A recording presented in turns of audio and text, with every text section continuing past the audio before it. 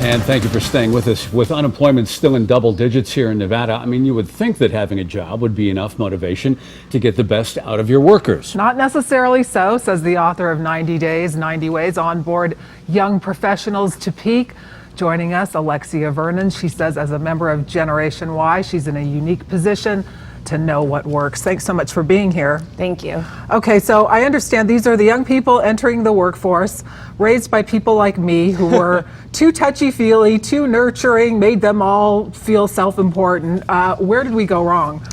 Well, you went wrong perhaps in terms of not saying that you want to be able to take feedback and learn and grow from it perhaps, but I think you did a lot right in terms of helping this generation of young professionals be able to overall have a pretty good sense of self-esteem and believe that work should be inherently meaningful. What are their strong points?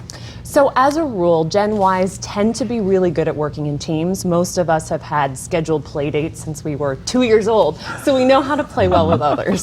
That's probably at the top of the list. A second one is that we tend to be pretty creative and good problem solvers when given the chance to be. Gen Y also has a bad rap in the sense of, either over-entitled or tough to motivate or whatever. So as a manager, as an older manager with younger employees, what's the best way to motivate a younger employee? How do you get buy-in from a younger employee? So I think one of the things that just all managers in general often conflate is this thing of motivation with inspiration, and I think all of us are motivated. One of the opportunities for you and for anybody else who's a manager is to figure out what are the particular motivators of your young employees, and then be able to tap those when you're asking them to do other things, so that when their values are aligned with their work is going to come off a lot better. We have some tips that you have in your book, 5 tips to motivating these young people. Let's take a look at them. Create a knockout day one experience. Why is that important? It's huge because one of my colleagues in the same space, when he was writing his book, concluded that the average Generation Y makes a decision about whether or not to stay with a company long term, get this, by the end of his or her first day.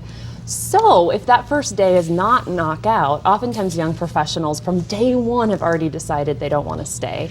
And I recommend just at a minimum having whoever's going to greet that person be excited when he or she walks in the door, know his or her name, just to create that sense that that person did make the right choice. A second thing that often gets forgotten is to make sure that that young professional has a good lunch.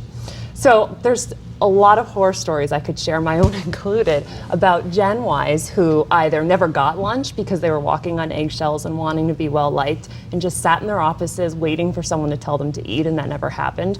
Or on the flip side, they never had an opportunity to meet their coworkers and just felt really awkward during that lunch period eating alone. And what about the flip side? How about if I'm a Gen Y worker? How do I learn to manage up for my older colleagues? Or how do I learn to interact with my older colleagues? How do I key into what's important to them?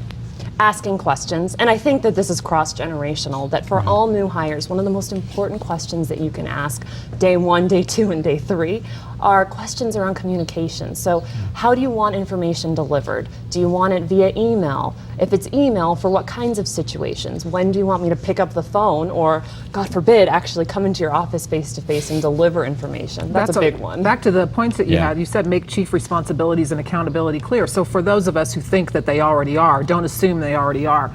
Meet them where they are in their communication and take them where they need to be. And give feedback early and often. Hit their refresh button. What does that mean? So that's an idea that I actually learned from one of our business leaders here, Poonam Mathur. This idea, as we've discussed, that for a lot of Gen Ys, focus might be a little quick, and that oftentimes young professionals are on to the next thing or want to be. And so even just being able to divvy up tasks in a department to be able to hit that refresh button can be really helpful, or helping young professionals perhaps have an opportunity at leadership that's appropriate. Show in the book. We're going to throw it up We're all looking forward to reading it around here. Thanks a lot for being here. Appreciate it. If you like the show Mad Men, stay tuned. The cable station that brought you the hit show is unveiling the story of a Las Vegas advertising agency known for its high-end luxury branding. We're going to tell you why SKNG is getting down and dirty on national TV.